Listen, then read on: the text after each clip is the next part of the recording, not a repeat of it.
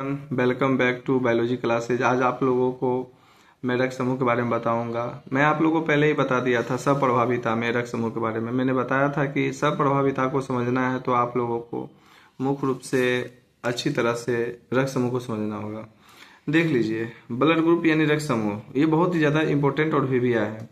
रक्त समूह खोज 1628 में कार्ल रेस्टेनर ने किया था। एक्चुअली में रक्त समूह है क्या, तो सबसे समझ लीजिए, रक्त समूह एक प्रकार का एंटीजन है। यानी रक्त समूह का निर्धारण कौन करता है? एंटीजन के द्वारा होता है। और एंटीजन है क्या? तो एंटीजन एक प्रकार का प्रोटीन है। एंटीजन कौन सा प्रोटीन है? इसका नाम है इम्यूनोग्लोबुलिन प्रोटीन। यानी आप एंटीजन की जगह पर किसको यूज कर सकते हैं? आईजी, यानी इम्यूनोग्लोबुलिन प्रोटीन को संक्षेप में आईजी लिख सकते हैं। एंटीजन कितने प्रकार के होते हैं? मुख्य रूप से एंटीजन दो प्रकार के होते हैं। एंटीजन इसके प्रकार दो प्रकार के होते हैं, एंटीजन ए और एंटीजन बी। लेकिन एक्चुअली में क्या होता है, एंटीजन ए और एंटीजन बी दोनों मिलकर के एंटीजन ए बी का निर्माण करते हैं। ठीक है, तो ये हो गया एंटीजन ए बी, इसलिए मैं इसे ग्रीन से दर्शाया हूं। आगे बढ़ते हैं और समझते हैं। देखिए, ध्यान देने के बाद सबसे बड़ी बात ये है कि यही चीज आपको कहीं नहीं मिलेगा जल्दी सीखने को, और यहीं पर फंसते हैं। आप भी फंसिएगा, समझिएगा कि भाई कहाँ क्या कुछ नहीं समझ में आ रहा है, लेकिन ये समझिएगा कि रक्त समूह हमें समझ में आ गया। ध्यान देना है कि रक्त समूह ओ को अप्रभावी कहा जाता है। आप सभी जानते हैं कि अप्रभावी जीन जो होता है वह जब भी क्रॉसिंग ओवर होता है तो अप्रभावी जीन प्रकट नहीं होता है, लेकिन प्रभावी जीन प्रकट होता है। ठीक उसी जगह रक्त समूह जो ए तथा रक्त समूह बी है, ये प्रभावी रक्त समूह है। अब इसको ऐसे समझिए, यदि माता पिता में से किसी का रक्त समूह ओ हो तथा किसी का, यानी माता पिता में किसी का ए या बी हो, तो शिशु का रक्त समूह, संभावित रक्त समूह क्या होगा? या तो ए होगा, बी होगा। कहिएगा ओ क्यों नहीं होगा? ओ इसलिए नहीं हुआ कि ओ अप्रभावी है और ए और बी क्या है? प्रभावी है। अब इसको समझिए इसे। माता पिता, मान लीजिए कि माता का रक्त समूह ओ है, पिता का रक्त समूह ए है। ठीक है, जब दोनों के जो बच्चे होंगे, ठीक है, उसका रक्त समूह क्या होगा?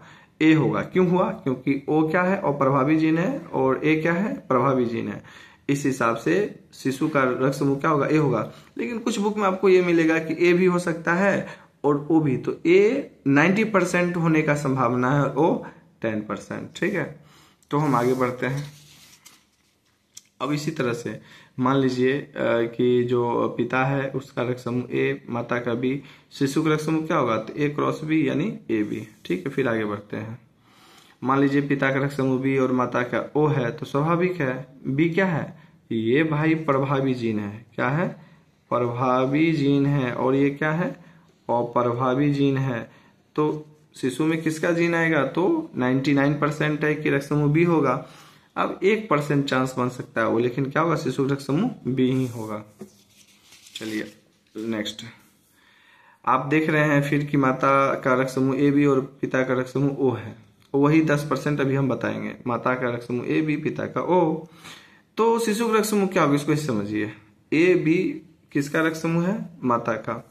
तो हम ए और बी जीन को अलग कर लिए। देखिए, ए जीन ओ से क्रॉस करेगा तो क्या बनाएगा? Blood group A. फिर बी जीन ओ से क्रॉस करेगा, बनाएगा ब्लड ग्रुप बी। ठीक है, ये तो फिक्स है कि शिशु ए रक्त समूह वाला भी होगा और बी वाला भी होगा। ठीक है, और संभावित रक्त समूह क्या होगा? ए हो सकता है, बी हो सकता है तथा ओ भी हो सकता है। और कुछ परिस्थिति में ब्लड ग्रुप जो है सो ए बी भी हो सकता है। क्यों? क्योंकि ए बी डायरेक्ट जीन, यानी दोनों जीन जब अगर संतान में, जैसे मान लीजिए ए बी रक्त समूह और ओ रक्त समूह है, डायरेक्ट अगर आएगा तो ओ अप्रभावी है, ए बी प्रभावी है, तो डायरेक्ट ए बी भी आ सकता है। तो रक्त समूह कौन कौन हो जाएगा? ए हो जाएगा, ए हो जाएगा, बी हो जाएगा, ए बी हो जाएगा और ओ, यानी चारों प्रकार के रक्त समूह हो जाएंगे। मैं आपको एनसीईआरटी का टेबल जो ब्लड ग्रुप का है वो एनसीईआरटी टेबल कल बताऊंगा। आप लोग कंटिन्यू पढ़िए, अब कंटिन्यू क्लास चलेगी। That's all. कोई प्रॉब्लम हो बताइएगा, लाइक एंड सब्सक्राइब कीजिए। दैट्स ऑल, कल मिलते हैं क्लास में।